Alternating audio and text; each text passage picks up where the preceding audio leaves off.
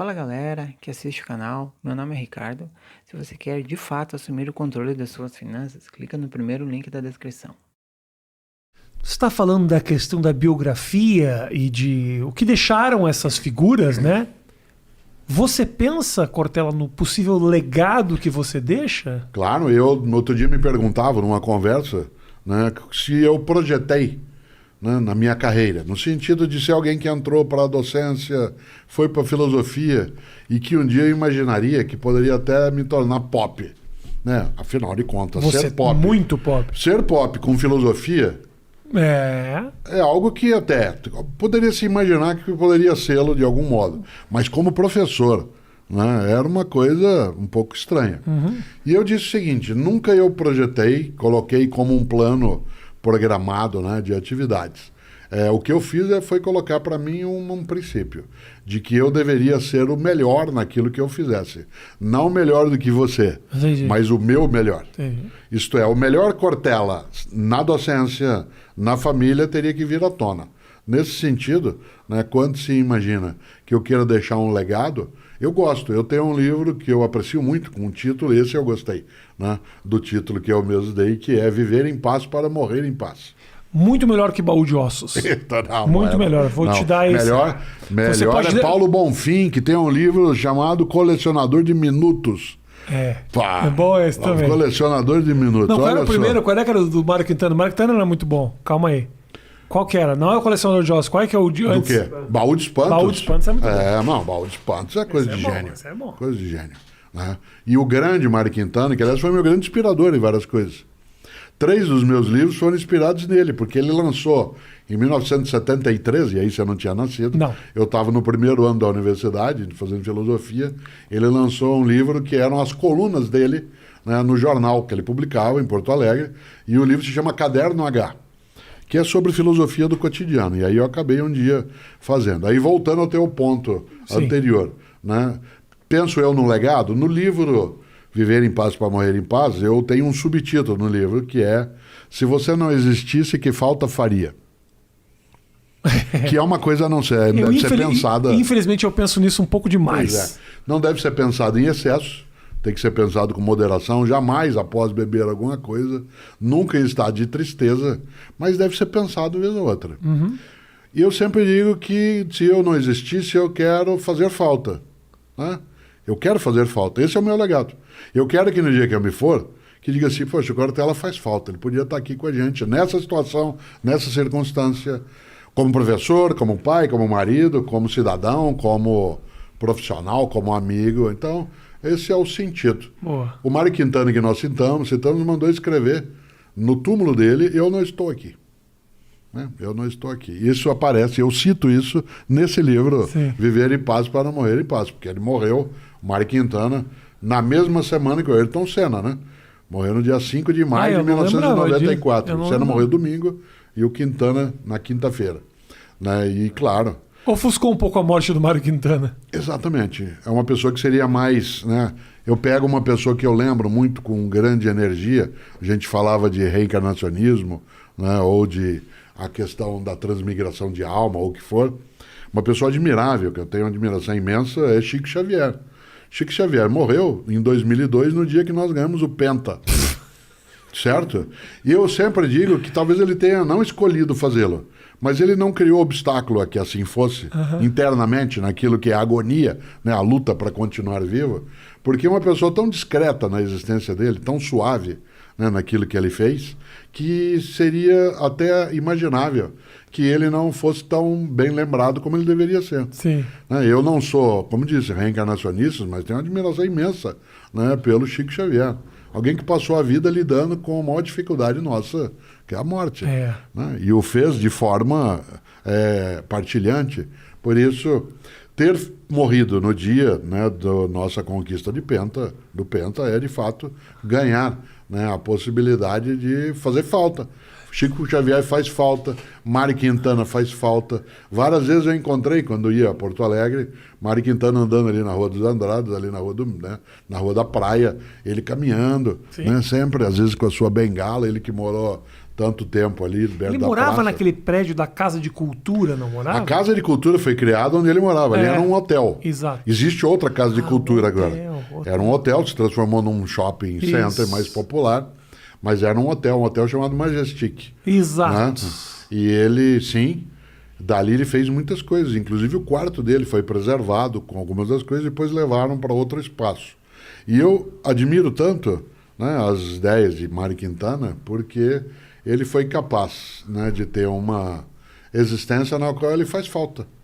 Então, ele faz falta não só porque ele era um poeta, mas porque ele fez traduções magníficas de outros idiomas, de obras que a gente, sem ele, nós não teríamos tanto encantamento.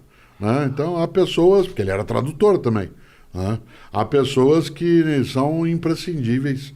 A clássica frase do Brecht, né, ela se aplica muito de verdade a algumas pessoas. O Mário Quintana é uma delas. Poxa, esse papo todo me faz muito pensar sobre essa questão realmente do o legado, né? Eu fico... Porque, inevitavelmente, comunicadores, a gente toca a vida das pessoas de alguma forma. Não tenha dúvida de que você deve receber muita mensagem de gente que fala, eu estava num dia ruim, aí eu ouvi um vídeo teu e isso mudou. Isso marca a vida dessa pessoa. E a gente, como filósofo, num caso comediante, eu me sinto envaidecido quando eu sinto que eu melhorei de alguma forma a vida de alguém. Como eu repito constantemente, com certeza já piorei também a vida de muita gente. Claro, eu também, eu sou professor. Eu piorei 47 anos de docência, por vários momentos eu encontro pessoas que dizem, um dia você falou uma coisa que mudou a minha vida. E eu fico pensando nessa hora, sem descartar o elogio, naquilo que eu não disse, deveria ter falado, e em coisas que disse que não deveria tê-lo feito. Isso. Né? Claro, evidentemente. Um dos sinais de inteligência é o arrependimento. Nós somos provavelmente o único animal que é capaz de trazer-se do passado que fez para agora e olhar-se, sentir-se tolo. A frase, eu não devia ter falado, ou eu devia ter respondido, ou como é que eu deixei ela fazer isso comigo, ou ele fazer isso comigo, isso é absolutamente no campo da nossa historicidade consciente. Né? É impossível que eu consiga viver sem pensar-me. Né? A ideia de consciência, para imaginar alguém como você, que vive também em palco, né? É você estando no palco, estar sentado na plateia se olhando, Sim. né? Vendo o seu próprio desempenho. Né? Esse distanciamento, algumas pessoas bloqueiam, outras são capazes de rever-se, né? Olhar aquilo que conseguiram fazer e seguir com um aprendizado. Mas que, sem dúvida, né? Deixar o legado é algo que pode ser feito por algo que se torna, para uma pessoa que se torna importante, ou pode ser apenas, né, você produz um impacto como aquele que atirou no John Lennon, né, em dezembro de 1980, né, e fez por quê? Para ser notado. Há outras formas de ser notado. Você pode ser notado por aquilo que fez e que espalhou vida, protegeu afetos, impediu desertificações, né, das capacidades, e pode ser notado, né, por algumas pessoas que estão à tua volta, te admiram pela tua maldade. Assim? Né, aquilo que é a admiração do horror. Eu tenho, dentro da tua atividade, tua profissão, tem pessoas que estão na minha memória que são inesquecíveis. Eu, aos 10 anos de idade, eu assisti a uma apresentação, não existia o termo ainda stand-up, você não tinha ajudado a inventar essa ideia Quem no Brasil. dera no Brasil. Tivesse eu, né? né? Eu assisti a uma apresentação em Londrina, minha cidade, eu tinha 10 anos, eu saí de lá com 13, num ginásio de esportes, que é o pior lugar para fazer uma apresentação. Uma acústica terrível, quente. Do José Vasconcelos. Sim. Eu tinha 10 anos. José Vasconcelos é considerado por nós, comediantes, como a primeira semente de stand-up comedy. Porque ele já fazia uma coisa mais one-man show. Isso, porque ele tinha os áudios, ele falava, mas eram histórias que não eram piadas, eram histórias... Onde está José Vasconcelos? Em mim. O menino de 10 anos de idade, que agora tem 67, carrega José Vasconcelos desde aquela época. O número de vezes que eu me encantei com duas coisas. Primeiro, as risadas que dei por algumas imitações dele. Segundo, a admiração de ver alguém que dentro de um espaço que não era assim tão favorável, né, a uma apresentação, conseguiu levar adiante, conseguiu modular a voz. Fiquei prestando atenção em como é que ele fazia para não dar eco. Né? Pois bem, Há mais de 10 anos eu fui fazer uma palestra um dia num antigo ginásio de esportes, que não existe mais em Porto Alegre, que era, né, o ginásio de esportes do Grêmio. Eu sei que você tem outro tipo de adesão. Eu tenho, né? eu não lembro nem do nome do Antes do estádio, né? Você tinha o Gigantinho de um lado e tinha um outro espaço. E foi o maior depois público fizeram que eu o tive. Tesourinha. Isso. O maior público que eu tive na minha vida. Tinha 10 mil jovens do Rio Grande do Sul ali para assistir. Eu nem sabia que existiam 10 mil jovens no Rio Pois Grande é, do Sul. eu sei. Uma parte deles está no Rio de Janeiro. Muitos deles foram embora. Outros vão para Califórnia. Isso, etc. isso. Né? Eles e o Lulu Santos e o Nelson Mota. E uma coisa boa, aliás, ótimo livro que eu li. Foi um dos melhores livros que eu li ultimamente, foi o Nelson Mota. Né? Uma das Melhor coisas... que da Jane Fonda? Não. Jane Fonda é outra lógica. Tá. Né? A Jane Fonda não é a qualidade, é magnífica. mais o arrependimento e o preconceito. Esse Não, aqui. Meu, né? Tolo. É. Tolo. E aí, que você ia imaginar, eu fui falar num lugar que era no ginásio de esportes, que ia ser demolido em breve, como foi, né? E no qual eu tinha que pensar na acústica. Em quem eu pensei? No Zé Vasconcelos. O que ele fazia? Porque quando eu tinha 10 anos, ele soltava a voz, aguardava as palavras reverberarem, e aí ele falava outra frase. Ele aguardava aquilo que pareceria um timing de comédia, em última instância era uma capacidade incrível de comunicação para impedir que eu tivesse um entupimento auricular, né, com as frases em sequência. Isso me levou a fazer algo que até hoje, né, eu não sou um conhecedor da obra e da vida dele, exceto como espectador. Eu, porque também falo e porque também participo de atividades em rádio, eu estico a sílaba final a tal ponto que algumas pessoas perguntam, você é gaúcho? Né? Mas não, sou paranaense. Mas eu estico, e isso eu aprendi vendo ele falar. Ora, outro, né? E outro que tá. Primeira vez que eu vi Consuelo Leandro, né, fazendo uma apresentação. Sim. Outra vez que eu notei aquilo que, né, foi capaz uma apresentação, né, do estupendo, magnífico, né, imbatível Ariano Suassuna.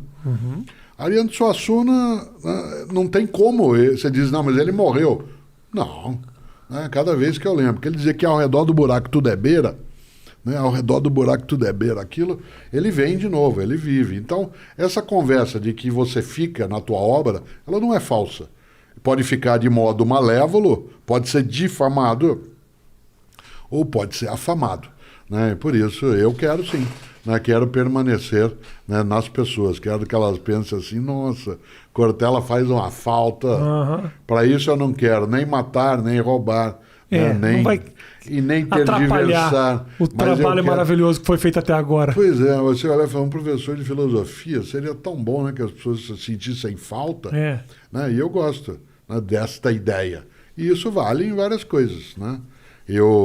Para mim, uma das imagens, se eu tivesse agora, não de paletó, mas fosse um momento de inverno que eu tivesse com uma blusa de manga, eu jamais esqueceria Jerry Lewis. Né, Jerry Lewis, o meu sonho, quando criança, era para usar uma blusa daquelas dele, né, de cachemir, daquele argentino, só para poder fazer isso, puxar como ele fazia e deixava aqui, né, e portanto ele operava a mão de um jeito, que é aquilo que a gente chama de mão de mágico, né, tal como eu que estou sem uma camisa de manga comprida por baixo, que a mão fica à mostra, nada numa mão, nada na outra, e o truque era esse, né, que era o que ele fazia. Né?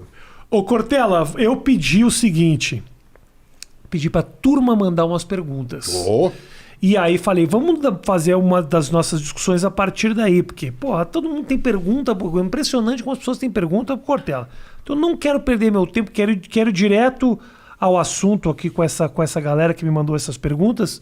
E eu gostei muito que eu convidei o Cortella para vir aqui e o pessoal falou, temos um tempo muito limitado. E eu achei maravilhoso isso, porque eu quero chegar nesse nível.